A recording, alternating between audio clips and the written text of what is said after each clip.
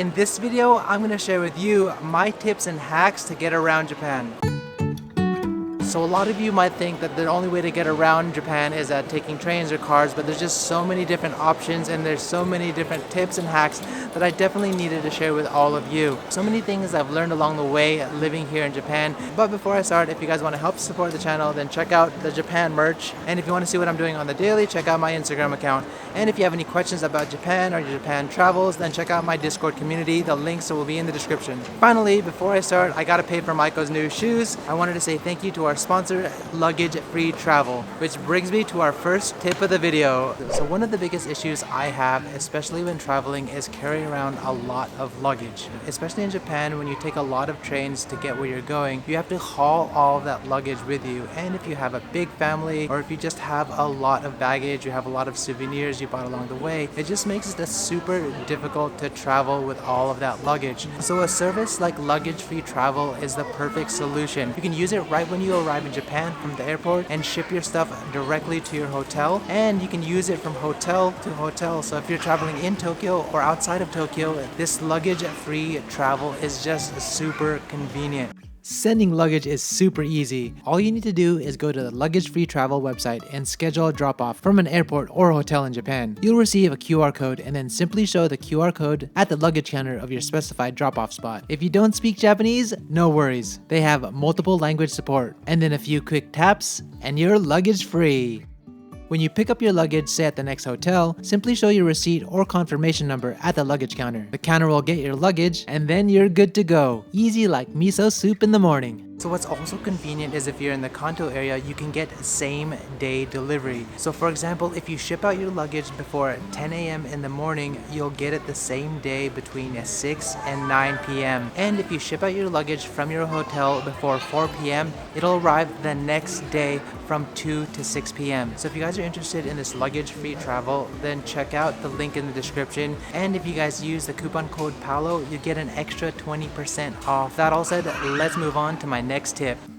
Now let's talk about trains. Now if you've seen my other videos, you know I've already done a video on Shinkansen trains and just riding trains in general here in Japan. But in this video, I wanted to talk about the JR Pass, which probably a lot of you will be considering. So if you're coming to Japan and you're just staying in Tokyo, then you don't really need a JR Pass. In fact, all you really need is an IC card like a Suica or a Pasmo, which I've covered in some previous videos, so I'll definitely leave links to that if you're interested. But if you're planning to travel throughout Japan, then JR Pass is probably the most convenient and cost-effective method of traveling. So for those of you who are not familiar, JR Pass is a pass that allows you to ride all the trains all throughout Japan. It comes in several different packages. You can get a 7-day, a 14-day, and a 21-day. And also it comes in 2 different levels. You can get an ordinary pass or you can get a green pass, which allows you to have the nicer seats in the Shinkansen trains. And if you look at the chart, you can see there's quite a difference in price. So be very selective when choosing, especially considering how long you're going to be in Japan and what type of seats you want when riding the train. And here's how the green seats looks like. And you can tell there's a little bit of a difference. The green seats are a little nicer. They're kind of more like a business or a first class seat. There's a lot more space, but something to consider is that the ordinary seats actually get booked up a lot quicker than the green seats. So you might want to consider that when planning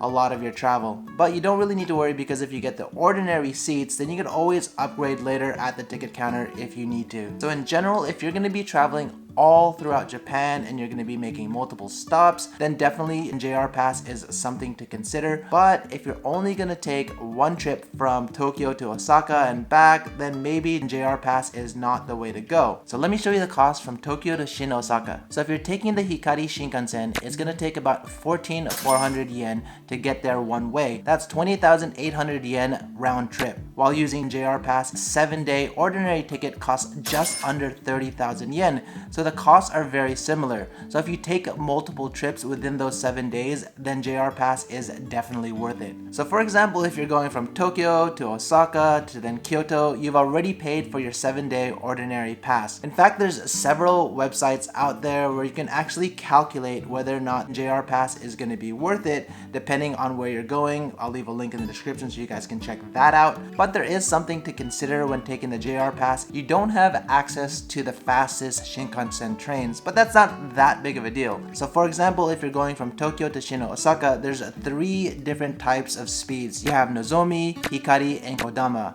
Nozomi being the fastest, but you don't have access to that. So here's the time from Tokyo to Shino Osaka. You can see that there's a little bit of a difference in time, but you be the judge to see whether or not it's worth it for you. So finally, a lot of people that get the pass ask me, can I use this in Tokyo? Quick and short answer is yes, but you can use it only on JR lines. So a lot of the JR lines run throughout Tokyo, but it doesn't work on the metro. You can actually use it for the Narita Express because it's run by JR. So if you're arriving at Narita Airport and you're going into Tokyo, then definitely you can use the JR pass. Oh, and one final note, you can use the JR pass on buses and ferries, but you're definitely going to need to look on the website to see if it's available for the location that you're traveling to. But personally, for the JR pass, for me, I would definitely get it because it's rates that you would never get as a local. I can't even get the JR pass, so if I was a traveler, I would get it. I would probably stick to the ordinary pass because I don't really need to use the green seats. The seats are nicer, but I don't think it's worth paying the premium for it. And if I do want to upgrade and I want to get a nicer seats, then I can just pay for it at that time. So we're back in the airport, and now it's time to talk about LCC flights, also known as low-cost carrier flights. If you're trying to save money on your travel in Japan, then this is actually a very, very valid way to travel. So in fact, Japan has a lot of different LCC flights available. They have Skymark, Soloseed Air, Jetstar, Peach Aviation, Vanilla Air, Air Asia, and Spring Japan. There's so many carriers. So basically, if you're trying to just go to one spot, like if you're going from Tokyo to Osaka, it probably makes sense in terms of cost-wise to take an LCC flight. But if you're going to multiple locations, then the JR Pass may be a better choice. It really depends on your travel plans, so I recommend to do a bit of research to save yourself some time and money. So let me quickly compare the cost from Tokyo to Osaka one way. So taking the Shinkansen at Nozomi is about 14,000 yen, while if you take an LCC like Jetstar and you go by their lowest rates on Monday, you can actually get a ticket for 5,830 yen. That's 8,890 yen cheaper. Even if you include transportation from Tokyo to Narita Airport, that's about 15 to 3,000 yen, so it's still cheaper. So if you are looking to travel and want to save some money, then definitely look into the different LCCs. So let me show you how easy it is to get on an LCC. So if you're flying from Narita, most of the LCCs fly out of Terminal 3. There are exceptions, so check beforehand. You'll need to walk or get on a bus at Terminal 2. I usually walk as it only takes about 10 to 12 minutes. Terminal 3 is small, but it does have a convenience store, drugstore, and a food court just before the security gates. There are a few shops and kiosks after the gates, but if you're gonna eat, I recommend eating at the food court as it has the most options. LCCs are cheap, so expect minimum service, no full meals, and standard seating. The flights though do have some limited snacks on board, but since the flights are short, I recommend saving your money and eating before or after the flight. So a lot of Japanese actually prefer to take LCC flights because it is cheaper. But personally for me, I kind of like riding the Shinkansen, so I prefer paying a little bit more to ride the Shinkansen, and I don't actually like all of the travel from train, then getting on a flight, and then back on the train to go wherever I'm going. I'd rather just be on the train the entire time. But it's usually personal preference, and some people want to fly. So definitely consider LCC flights if you want to save some money and you would just want to go a different route. Let's move on to the next tip. Let's talk about overnight buses. Now, to be honest with you, I don't take overnight buses so much these days just because I prefer taking the Shinkansen.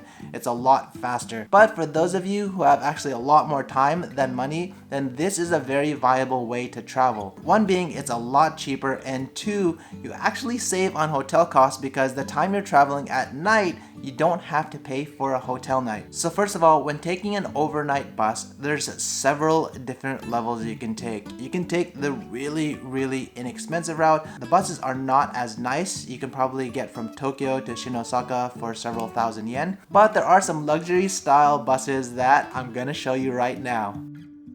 So we're about to board the night bus right now, and this is actually kind of the waiting room. You can see they have an information desk, they have some vending machines, you can buy some souvenirs, they even have some computers over there where you can get on the internet, and it's just kind of like a lounge area before you get on. It's actually quite a comfortable process to get on the bus.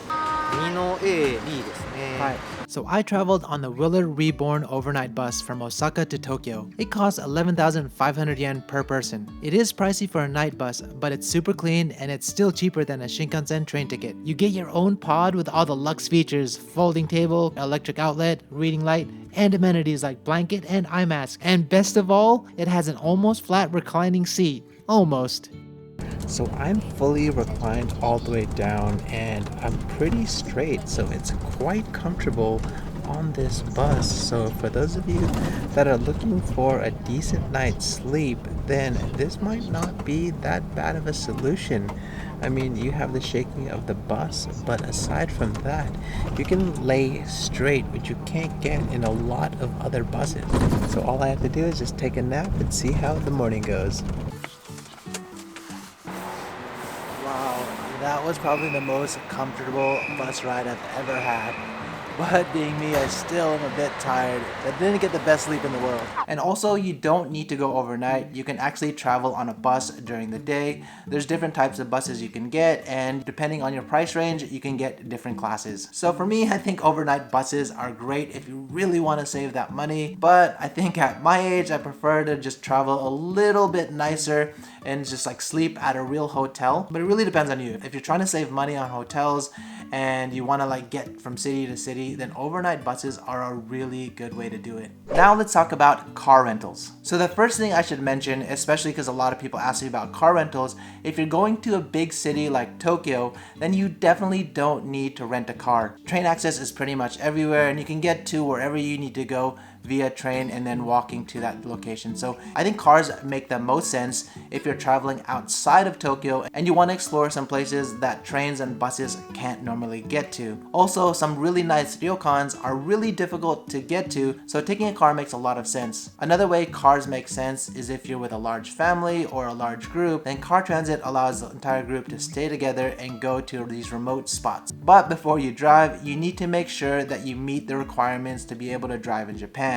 So generally, you either need a Japanese driver's license or you need to get an international driver's license. There are a few countries where you can get your license translated, but that's only a few countries. So more than likely, you're gonna need to get an international driver's license. Also, when you're in a major city like Tokyo, parking is limited. So even if you get a car and you rent it for more than one day, you're gonna have to park it somewhere. And if you park, it's quite expensive. Sometimes it'll get to like 4,000, 5,000, 6,000 yen per day, so you have to be really careful of the costs. And you might want to remember this kanji. It's pronounced aki, meaning there's an opening.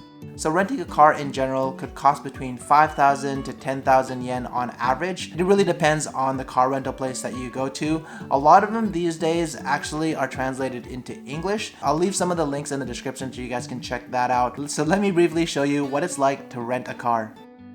Renting a car in Japan is just as easy as any other country. It's easiest to book online, then go to the rent-a-car shop, choose your insurance and sign the documents and you're ready to go. I use Toyota Rent-A-Car a bit since it's close to my house and the prices are competitive. Also, most of the shops in Tokyo have English support and manuals, even English navigation systems. If you're not used to driving on the left-hand side of the street, I recommend getting a new driver magnet to warn other drivers that you're new to the road. You can usually ask the car rental shop for it or buy it at the 100 yen shop. Streets in Tokyo are smaller, especially compared to say the streets in the US. And there are many one-way streets, so be ultra cautious with signs when you drive. Also, in the US, you have free rights on red lights, but in Japan, free lefts at red lights are usually prohibited. Since we just talked about car rentals, let's now talk about taxis. So the first thing I should mention is that if you're coming to Tokyo or any of the large cities, to be honest with you, not a lot of people use ride-hailing services like Uber. The reason being is that there's just so many taxis on the road that it's really easy to hail down a taxi without even calling them. In fact, if you were trying to hail a taxi using one of the apps, what you'll find is that a taxi will come quicker than if you were trying to call one on an app. So that's why a lot of people don't use it. In fact, Uber in Japan is a little bit different than other countries. Uber is not run by private drivers. It's actually run by a company, so they don't actually save you any money compared to the regular taxis. In fact, a lot of the times they're more expensive than regular taxis, so I personally never use them. So if you are in a larger city in Japan, don't worry about downloading any apps. You can just hail a taxi on the street, no problems. Now, if you're outside of the city, then taxis may vary, but the best thing to do if you're at the train station, then they should have a taxi stop, and that's where you should get picked up. Now, if you're at the hotel, you can actually ask your hotel to call a taxi. That's basically the easiest way to get a taxi as opposed to using a ride-sharing app. And especially if you're outside of the country, a lot of them don't use apps. My personal favorite taxis are the new models, which are specifically designed for the 2020 Olympics. It's a lot more spacious, has wheelchair access, comes with seat warmers, and charging ports. Prices will generally be fixed for an area, so you don't need to worry about being overcharged. But note that taxis are expensive, so most people take the train. For example, it will easily cost you $20 to $30 traveling only several stations away. To pay, it's still common to use cash, but you can also use IC cards and credit cards these days. Oh, and there's no tipping, so taxis are vacant when you see this red kanji, read as kusha. And when the taxi isn't taking fares, you'll see the kanji kaiso. And one more thing to note about Japanese taxis. The rear passenger door opens automatically, controlled by the taxi driver, so no need to open or close. Personally though, I've got so used to it that sometimes when I'm in another country, I stand there like an idiot waiting for the door to open. Anyway, enjoy the service while you're in Japan. So one thing that you should be careful of if you're trying to hail a taxi in Ginza on the weekdays between 10 and 1, they actually won't stop if you're on the side of the street trying to hail them down. You're gonna need to find a taxi stop in Ginza in order for them to come and pick you up. Strange, I think that's the only place in Japan that's like that. So let's talk about bike rentals. It's quite useful if you want to explore a particular part of the city or like neighboring stations and you don't want to take the train to get to each spot, or if you don't want to walk because sometimes the train stations can be pretty far apart, and bike rentals are just a great way to get around. Now there's various services and companies that offer bike rentals or bike sharing, but one of the companies I found quite useful is Docomo. The reason being is that they're based in a lot of cities including Tokyo. Not only are they in Tokyo, but they're in Hokkaido, Miyagi, Kanagawa, Osaka, Nara, and Hiroshima. You can rent them on an hourly basis, but what's actually nice is that they have a 1-day pass. In Tokyo, it's about 1,650 yen to rent a bike. And it's great if you're here with partner or maybe like a group, you guys can just all rent a bike. You can do a quick search for the location and find one near you. You apply on the internet, it takes about 5 minutes to apply, and it's pretty easy. All you have to do is enter the password and then unlock the bike with one touch. And finally, after riding the bike, you don't need to return the bike at where you rented it, but you can just drop it off at any other station, which is like pretty easy. Another thing I like about the bikes is that they're pedal assist, so if you're going up hills or you just want that extra push, you don't need to like use all your effort to bike around. So if this particular bike service is not available in the city that you're gonna be in, it's quite easy to find another bike rental service. All you need to do is search on Google bike rental in the city and something should come up, especially in the major cities. But one thing to be careful of is where you park your bike. You just need to look for the signs that says no parking. A lot of them are in Japanese, so the no parking usually looks like this. So don't park there because you have a chance of your bike getting impounded. So now let me talk quickly about lockers. So lockers are available in most train stations and airports, but traveling around, I find that there's usually like 3 different sizes. Usually you can pay by cash, but a lot of the newer ones, it's really cool because you can use your IC card to pay,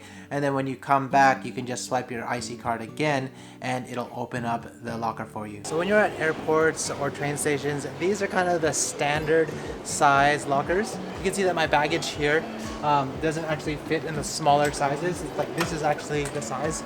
And so this is the mid-tier, and still I don't think my luggage will fit in here. It's a little bit too small.